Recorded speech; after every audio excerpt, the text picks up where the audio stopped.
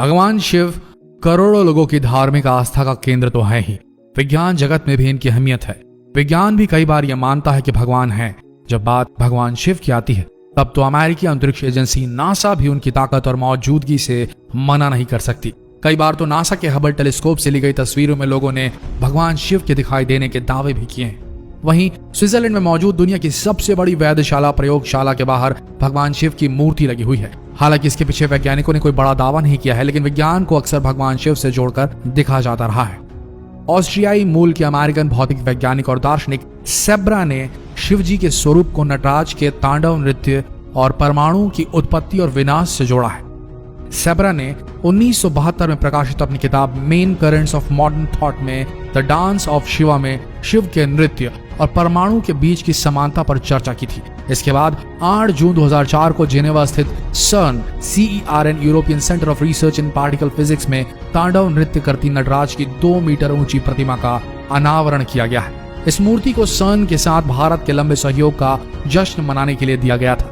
CERN के वैज्ञानिकों का मानना है कि वे जो प्रयोग कर रहे हैं वो भगवान शिव के संहार करने के सिद्धांत पर आधारित है, यानी पहले संहार करो फिर निर्माण करो। इसलिए CERN प्रयोगशाला के बाहर तांडव करते भगवान शिव की मूर्ति लगी है।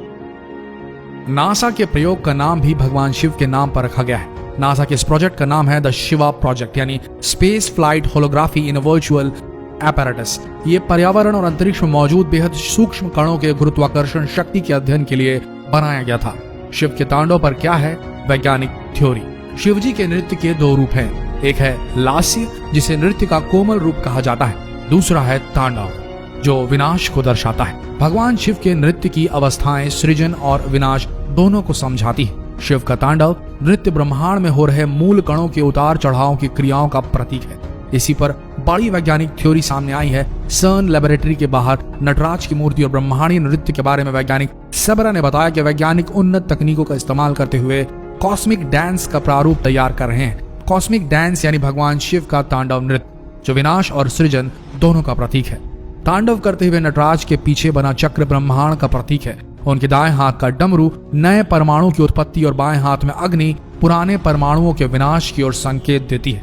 इसे समझा जा सकता है कि अभय मुद्रा में भगवान का दूसरा दायां हाथ हमारी सुरक्षा, जबकि वरद मुद्रा में उठा उनका दूसरा बायां हाथ हमारी जरूरतों की पूर्ति सुनिश्चित करता है।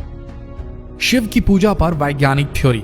उज्जैन के धर्म विज्ञान और शोध संस्थान के वैज्ञानिकों ने शिवलिंग पर चढ़ाए जाने वाली पूजन सामग्री पर शोध किया है। शोध में दावा किया गया है कि न्यूक्लियर रिएक्टर और शिवलिंग में समानता होती है। ज्योतिर्लिंग से ज्यादा मात्रा में ऊर्जा निकलती है। उस ऊर्जा को नियंत्रित करने के लिए शिवलिंग पर लगातार जल चढ़ाया जाता है। संस्थान के वरिष्ठ धर्म वैज्ञानिक डॉक्टर जगदीश चंद्र जोशी के मुताबिक न्यूक्लियर रिएक्टर में आग के पदार्थ cardiac glycosides, calcium oxalate, fatty acid, uracil toxin पाए जाते हैं। इनसे पैदा होने वाली गर्मी को संतुलित करने के लिए शिव पूजा में मदार के फूल और बेल पत्र चढ़ाए जाते हैं, जो कि न्यूक्लियर ऊर्जा को संतुलित रखते हैं। धर्म विज्ञान शोध संस्थान के वैभव जोशी के अनुसार दूध में फैट, प्रोटीन, लैक्टिक एसिड, दही में विटामिन, कैल्शियम, फास्फोरस और शहद में फ्रक्टोज, ग्लूकोसेस्टर जैसे डाइसैकेराइड्स, ट्राइसैकेराइड्स प्रोटीन एंजाइम होते हैं। वहीं दूध, दही और शहद शिवलिंग पर कवच बनाए रखते हैं। इसके साथ ही शिव मंत्रों से निकलने वाली ध्वनि सकारात्मक ऊर्जा को ब्रह्मांड में बढ़ाने का काम करती है। धर्म और विज्ञान पर अध्ययन करने वाली संस्था ने शिवलिंग पर चढ़ाए जाने वाली चीजों की प्रकृति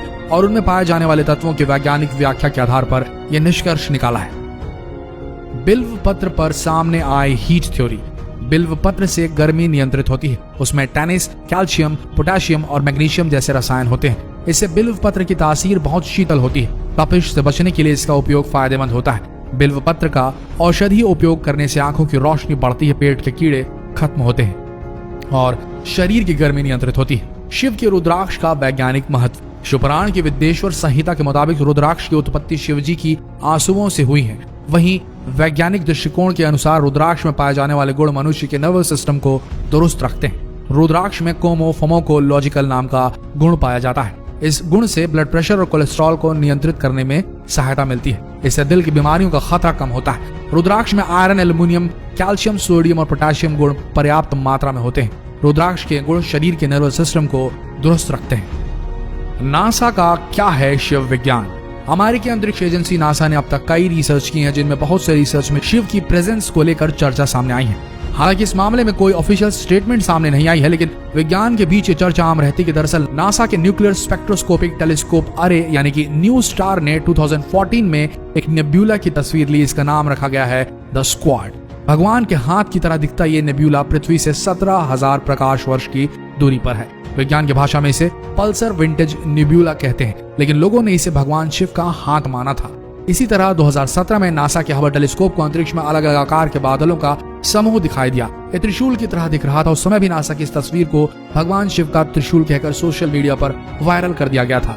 2010 में नासा के हबल टेलीस्कोप ने पृथ्वी से 7,500 प्रकाश वर्ष दूर एक गैसों का गुबार दिखा। इस बार का नाम था करीना नेब्यूला। ये बना था नवजात तारों के बनने से निकली गैसों की वजह से, लेकिन लोगों को इस फोटोग्राफ में भी जटाधारी शिव की तस्वीर दिखाई दी।